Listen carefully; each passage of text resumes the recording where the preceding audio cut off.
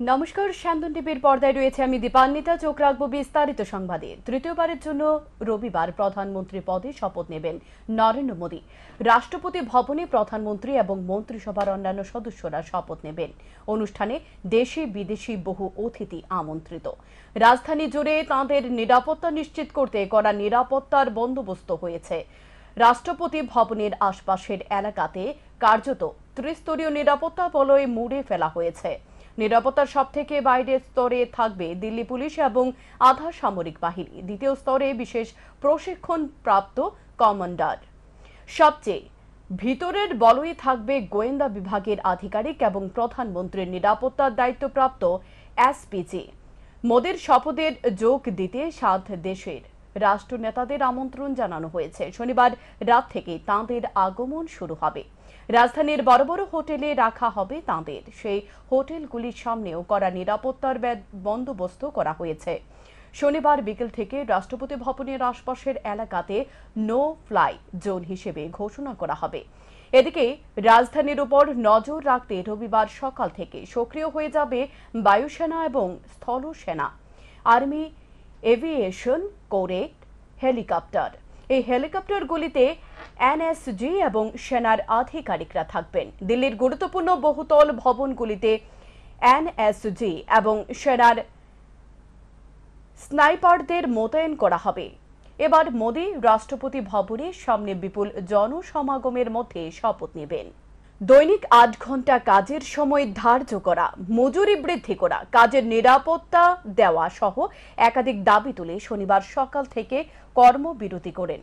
রাজধানীর ভুতুরিয়া বিদ্যুৎ নিগমের অফিসের সামনে বিক্ষোভ শামিল হয় বিদ্যুৎ নিগমের লাইনম্যান এবং গাড়ি চালকরা। শত শত লাইনম্যান এবং গাড়ি চালক এদিন সকালবেলা ভুতুরিয়া স্থিত বিদ্যুৎ নিগমের অফিসের সামনে গিয়ে জমায়েত হয়ে ন্যায্য দাবি আদায়ের জন্য স্লোগান তুলে সরকারের দৃষ্টি আকর্ষণ করে দাবি জানায় অবিলম্বে তাদের সমস্যাগুলি সমাধান করার জন্য। বিদ্যুৎ নিগমের এক কর্মী জানান, বিদ্যুৎ নিগমের লাইনম্যানদের প্রায় সময় এসটি লাইনে কাজ করতে হয়, কিন্তু এসটি লাইনের কাজ করার জন্য কোনো ধরনের নির্দেশ তাদের কাছে নেই।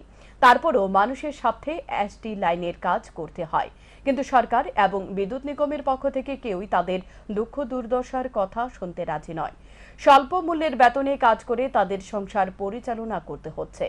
সবচেয়ে বড় বিষয় হলো অত্যন্ত কম কর্মী দিয়ে চলছে বিদ্যুৎ পরিষেবার কাজ। কোনো ধরনের দুর্ঘটনা ঘটলে বিদ্যুৎ কর্মীদের হাসপাতালে আনার জন্য কর্মী থাকে না। সাধারণ মানুষের পক্ষ থেকে কোনো ধরনের সহযোগিতা করা হয় না। তাই তাদের মূল দাবি দৈনিক কাজ 8 ঘন্টা করা, মজুরি বৃদ্ধি করা এবং কর্মীদের নিরাপত্তার ব্যবস্থা করা সহ কর্মী সংকট দূর করা। এ দাবিগুলি বিগত দিনেও বহুবার সংশ্লিষ্ট নিগমের আধিকারিকদের অবগত করা হলেও তারা এ বিষয়ে কোনো গুরুত্ব দেয়নি। তারা শুধু আশ্বাস দিয়েছে, কাজের কাজ কিছুই হয়নি, যার দরুন তারা আন্দোলনে সামিল হতে বাধ্য হয়েছে। এখন মেইন লাইন উঠতে হবে, কারণ এসটি লাইনটা না উঠলে এসটি লাইনটা হবে না। আমরা প্রায় সময় এসটি লাইনের কাজ করতে হয় বাধ্য হয়ে, যেটা আমাদের কোম্পানির ইনস্ট্রাকশন নেই, কিন্তু আমরা করতে হয়। কেন করতে হয়? পাবলিকের স্বার্থে করতে হয়, পাবলিক যাতে পরিষেবাটা ঠিকমতো পায়। আমরা চাই ত্রিপুরার যে সরকারের বর্তমান সরকার যে পরিষেবা দিয়েছেন, এই পরিষেবা যাতে প্রত্যেকটা ত্রিপুরার প্রত্যেকের জনসাধারণ পায়, সেটাকে সুদৃঢ় রাখার জন্যই আমরা এই 19-12 দীর্ঘদিন যাবৎ কাজ করে আসছি। কিন্তু দুঃখের বিষয়, সরকার কর্তৃপক্ষ হোক, ডিপার্টমেন্টের কর্তৃপক্ষ হোক, কারোই আমাদের বেতন সম্পর্কে, আমাদের কর্তৃপক্ষ, আমাদের স্টাফেরা নিরাপত্তা সম্পর্কে, আমাদের স্টাফেরা দুঃখ দুর্দশা শুনতে রাজি না। অতএব আপনাদের কাছে বিনম্র অনুরোধ থাকবে, আপনারা দয়া করে এই জিনিসটাকে নিয়ে একটু আলোচনা করবেন। আমরা যাতে, আর আমাদের সময়টা হচ্ছে 12 ঘন্টা ডিউটি। আমি যতটুকু জানি, আমার যতটুকু নলেজ আছে, আমি মনে হয় শুনছি না যে 12 ঘন্টা কোনো দপ্তরের কাজ হয়। তারপরেও করি আমরা সেটা মেনে নিয়েছি, কারণ মেনে নিয়েছি এই বিক্ষোভ। আমরা এপার্টি হেল্পার স্টাফ, আমরা দীর্ঘদিন 3.5 বছর হয়ে গেছে, আমাদের কোনো দাবি দেওয়া তারা মানছে না বা দিচ্ছে না। আমরা এখন আমাদের বেতন তারা যাতে বাড়া, তার জন্য আমরা এখানে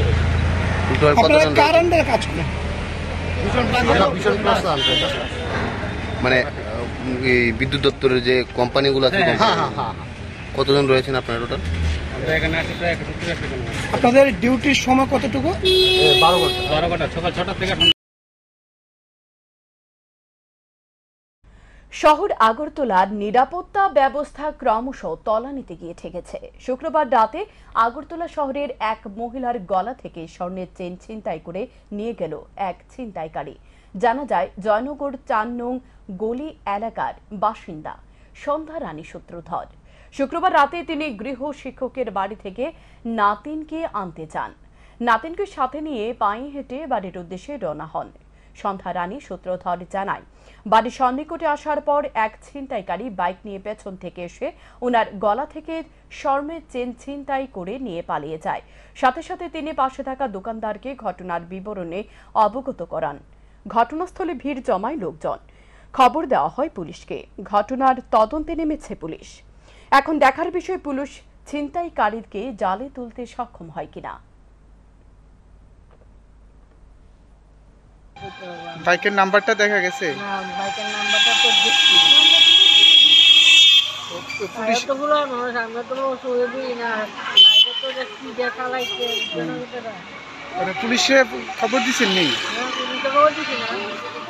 আমার মেয়ের জামাই আইছে, অনুকূল তো পুলিশে খবর দিবে।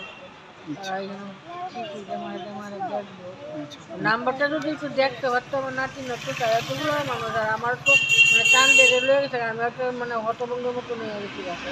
কোনখান থেকে কোনখানে আইতে আসতে? হ্যাঁ, কোনখান থেকে কোনখানে আইতে আসতে? দেখি আমার নাতিনের মাছটা বাড়ি যেতে হবে। কোন জায়গাটা? জায়গাটা এই যে 4 নম্বর বুঝি, 4 নম্বর বুঝি। রামনগর 4 নামটা? না না, এই 4 নম্বর জয়নগর। আচ্ছা, হ্যাঁ। কি হয়েছে, কেমনে হয়েছে ঘটনাটা? হ্যাঁ, মানে ধরেন না, আমি আর আমার ঠাম্মা, হ্যাঁ, আমরা হাঁটতে হাঁটতে কথা বলতে বলতে আসি। এমন যে হবে আমরা জীবনও ভাবিনি। ওমা হঠাৎ করে আসছি, একটা বাইকে একটা মানুষ একলা ছিল, কিন্তু মানুষটা হঠাৎ করে এলে এসে আমার ঠাম্মার যে গলাটা আছে সেটা থেকে চেনটা টান দিয়ে নিয়ে চলে গেল হঠাৎ করে। আমি শুধু এটাই দেখলাম যে মানে হেলমেট লাল কালারের ছিল আর একটা সবুজ কালার কি জানি পরে ছিল। আমার ঠাম্মা তার কিছু করতে পারছে না, আর চলে যাচ্ছে, কী করবো, আস্তে আস্তে চলে গেল। তারপরে এখানে আমরা দাঁড়িয়েছিলাম, হঠাৎ করে কীভাবে যে টান দিয়ে নিয়ে চলে গেল। তোমরা বাড়িটা কোনখানে? জায়গাটার নাম? জয়নগর। এয়ারপোর্ট থানার অন্তর্গত MLA পাড়ার বিশ্বজিৎ বর্ধনের বাড়িতে দুঃসাহসিক চুরির ঘটনা সংঘটিত হয়। ঘটনায় এলাকায় চাঞ্চল্য ছড়িয়ে পড়ে। জানা যায়, বামুটিয়া বিধানসভা কেন্দ্রের প্রাক্তন বিজেপি বিধায়কের পাশে বিশ্বজিৎ বর্ধনের বাড়ি। ঘটনার বিবরণে জানা যায়, শুক্রবার গভীর রাতে বৃষ্টির মধ্যে একটি সাবমার্সেলের পাম্পের পাইপ পাওয়ার টেলার অর্থাৎ ট্রাক্টরের যন্ত্রাংশ চুরি করে নিয়ে যায়। সাবমার্সিবলের পাম্প মাটি খুঁড়ে এবং পাম্পের পাইপ হ্যাকসো ব্লেড দিয়ে কেটে নিয়ে যায়। বিদ্যুতের মূল্যবান তার ও বোর্ড খুলে নিয়ে যায়। পরবর্তী সময় ঘটনাস্থলে আসে এয়ারপোর্ট থানার পুলিশ, শুরু করে তদন্ত। বাড়ির মালিক বিশ্বজিৎ বর্ধন সংবাদ মাধ্যমের মুখোমুখি হয়ে বলেন, একটা চোরের গ্রুপ রয়েছে যারা এলাকায় চুরির ঘটনা সংঘটিত করছে। তাদের শনাক্ত করে উপযুক্ত ব্যবস্থা গ্রহণ করার দাবি জানান তিনি।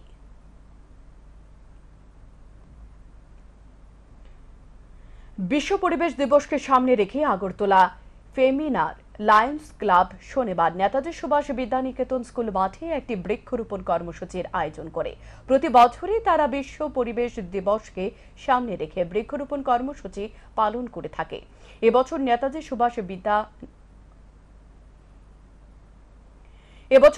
সুভাষ বিদ্যালয়ের মাঠে চারপাশে তারা বৃক্ষরোপণ করেন। বিশ্ব উষ্ণায়ন থেকে পৃথিবীকে রক্ষা করতে বৃক্ষরোপণই একমাত্র উপায়। এর জন্য সবার প্রতি বৃক্ষরোপণে আহ্বান জানান তারা। তাদের এই কর্মসূচি সম্পর্কে বিস্তারিত তুলে ধরেন সেক্রেটারি লায়ন্স পায়েল সাহা।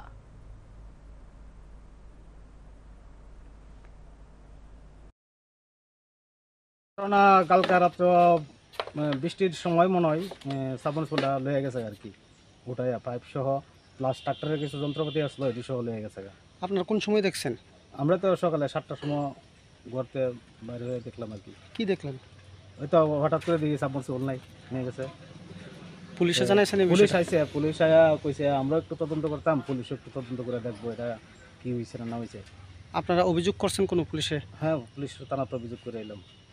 কি মনে হয় কি কারণে চুরি হইতে পারে? বা এটা একটা টিমই আছে চোরের, কিছুদিন আগে তারপরেও এরকম সেম একটা চামচুল, এটা চুরি করতে গেছে, ঠিক মনে হয় এটা তুলতে পারছে না, নিচে না, কিন্তু স্টার্টারটা নিয়ে গেছে তারপরে।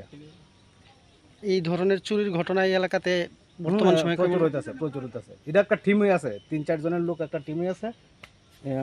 এবার সাবমার্সিবল নয়তো কল নয়তো সেলু, এই একটার পর একটা তারা এরকম চালিয়েই যাইছে, চলতে আছে এরকম। দুর্গাবাড়ি কিছুদিন আগে এরকম চুরি হলো। এমবিবি কলেজ লেক স্থিত আগরতলা ক্লাবে শনিবার দ্বিতীয় চিকেন ফেস্টিভ্যাল উদ্বোধন করা হয়। এদিন জিমন্যাস্টিক দীপা কর্মকারের হাতে ধরে 10 দিন ব্যাপী এই ফেস্টিভ্যালের উদ্বোধন হয়। সকলকে উপস্থিত থাকার জন্য আমন্ত্রণ জানান আগরতলা ক্লাবের ডাইরেক্টর প্রাণ গোপাল রায়। পাশাপাশি বিস্তারিত তুলে ধরেন জিমন্যাস্টিক দীপা কর্মকার। কি বল? নমস্কার, সর্বপ্রথমেই আমি অসংখ্য ধন্যবাদ জানাই এত সুন্দর একটা অনুষ্ঠানে, যেটা চিকেন ফুড ফেস্টিভ্যাল। আর প্রথমত আমি খুব ফুডি, আমি খেতে ভালোবাসি, কারণ এত রেস্ট্রিকশনের মাঝখানে যখনই খেতে পাই তখনই খেতে আমি খুব ভালোবাসি। তার জন্য ইনভাইট করার জন্য আগরতলা ক্লাবকে অসংখ্য ধন্যবাদ জানাই। এবং যেই আইটেমগুলি আমি দেখছিলাম, এবং সাথে যে 100টা আইটেম এবং সেম প্রাইসে একটা আইটেম ছাড়া, তো আমি পুরো আগরতলাবাসী, ত্রিপুরাবাসীকে আমন্ত্রণ করব, আসুন আপনারাও এই চিকেন ফেস্টিভ্যালে এসে যোগদান করুন এবং এখানে এসে পরিবারের সাথে এসে এনজয় করুন। কারণ আমরা সবাই জানি আজকাল খুব খেতে ভালোবাসে, এবং সাথে একটু এক্সারসাইজও করবেন খাওয়ার পর, যাতে হেলদি থাকে বডি। এবং chicken as a athlete protein part আমরা শুক্রবার আগরতলা পুর নিগমের অফিসে নবনির্বাচিত রামনগর বিধায়ক দীপক মজুমদারকে অভিনন্দন জানালেন এক্সিকিউটিভ ইঞ্জিনিয়ার জয়দেব চক্রবর্তী। পুষ্পস্তবক তুলে দিয়ে মেয়রকে অভিবাদন জানান উপস্থিত জুনিয়র ইঞ্জিনিয়ার সহ অন্যান্যরা।